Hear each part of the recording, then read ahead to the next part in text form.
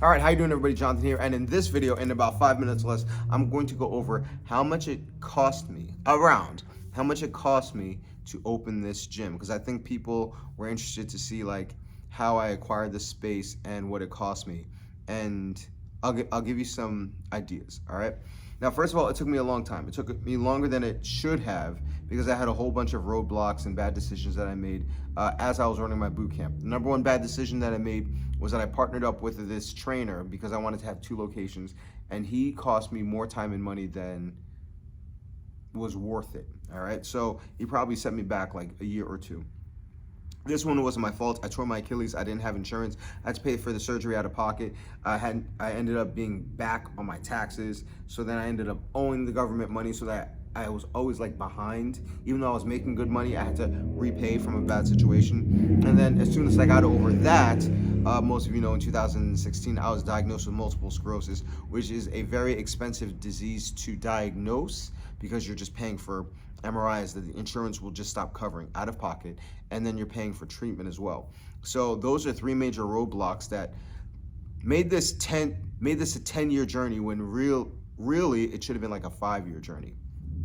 So let's assume that you've taken a lot of my advice, and if you've never gotten the Dumbbells to Dollars course, I highly recommend that you check it out by going to www.dumbbellstodollars.com and then getting the Dumbbells to Dollars course, because that brought me from being a personal trainer to a business owner in somebody else's business, a sublease. All right. And in that scenario, I was able to acquire a fair amount of equipment. Like I was able to acquire rowers. As I grew, I was able to acquire bikes, steps, dumbbells, kettlebells, ropes, medicine balls, all bands. All this stuff is expensive. So I was able to acquire, let's just say, over the course of my time there, $10,000 to $15,000 worth of equipment that I was able to still use.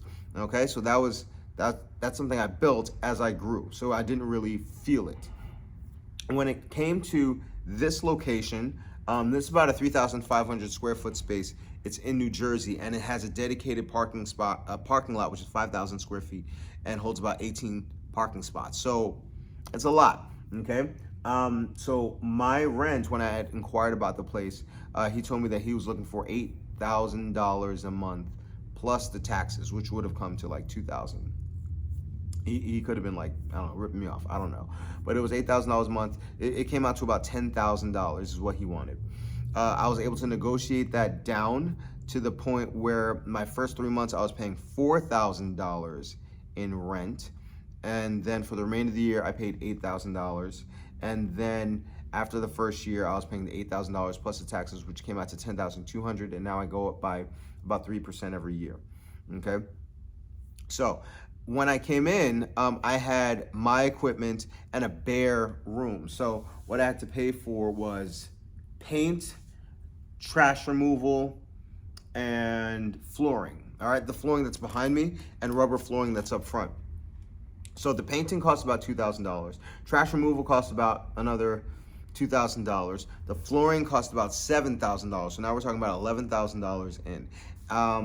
There was some construction that had to be done because I have these pull-up bars that were behind me. I had to have a construction guy come in and do that for me. So maybe I might have spent another $2,000 to $3,000 total for everything that he had to do, putting anchors in the ground, anchors on the wall, shelves here and there, hanging TVs, all that stuff. So I was at 11, so let's say another $13,000. And then I had to get my TV and I had to get my computer through which I run the boot camp classes. If you can see up there, I don't know how well it is. I'm holding the camera by the stand. That was another $2,000. So let's say I was in $15,000. Okay. So your first goal would be to make as much money with your own work. Like I didn't have my own spot. I didn't have my own like real estate, but I was still through the clients that I was getting, able to put some money aside, reinvest in the business, and get equipment ahead of time, so that when I got the space, I had some equipment coming in. All right, imagine that $13,000 plus an extra now $15,000. That's $28,000 that I would have needed just to start. So over that extended period of time, I'm buying smart and I'm keeping my things safe so that when an opportunity comes around, I can actually jump on it. So my suggestion to you would be to, whether you're a personal trainer in a big box gym, or if you took the dumbbells to dollars route and then ran your boot camp, and then you could just make it better and better by investing money into equipment so that when it's time for you to find your spot, you can take that equipment with you. In addition to that, save extra money. Your goal, in addition to acquiring equipment as you go, should be to get to $10,000.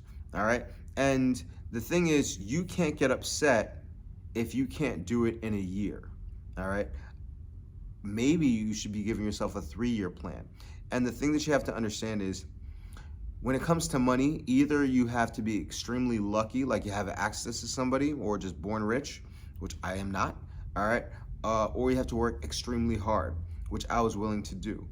And if I had to do it over, or if I could do it over, the extra time that I afforded myself from running my business so efficiently, I would have like driven Uber, and then just all of the money that I made extra was just going to an opportunity fund, so that when a gym or space came along like this one, I'd be able to hop on it. All right. Now, the truth is, how did I come up with the money that was required to have this spot? I had $9,000 that I had saved. Technically, it was supposed to go to my taxes, but the pandemic hit. There was a precipitous drop in the stock market. I took a chance. I put all my money in a bunch of stocks that plummeted, and then when the stock market rebounded, that $8,000 turned into like $24,000. All right. So that's only because I made a lot of bad decisions and had a lot of bad breaks happen while I was running my business. If I had made better decisions, then I wouldn't have needed that to happen. And odds are you're not going to run into another situation in your lifetime where the stock market drops that precipitously. So you have to be very diligent about your money. This kind of space costs money. And even after I got it, the amount of work that it took just to get this off the ground to the point where now I'm fully stocked with equipment and I'm fully staffed with trainers, to the point where I really only train maybe once or twice a week, maybe, for like 4 hours. It takes a lot of work. So what you need to do, if you really want to have your own gym, is think about what money you're making. Think about what time you have. What can you do extra? Whether it's just cutting back on spending, because I don't spend money for shit. Like I don't buy any material stuff, really. Everything I wear all the time, I'm wearing BFF Bootcamp stuff. I got the same sneakers that I bought like 2 years ago.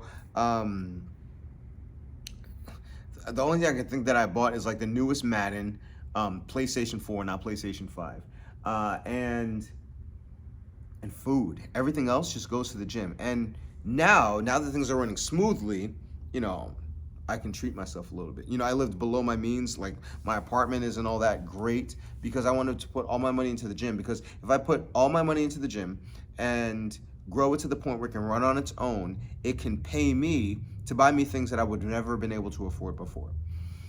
So what are you willing to do for your own gym? So here's my challenge. If you got this far, go in the comment section.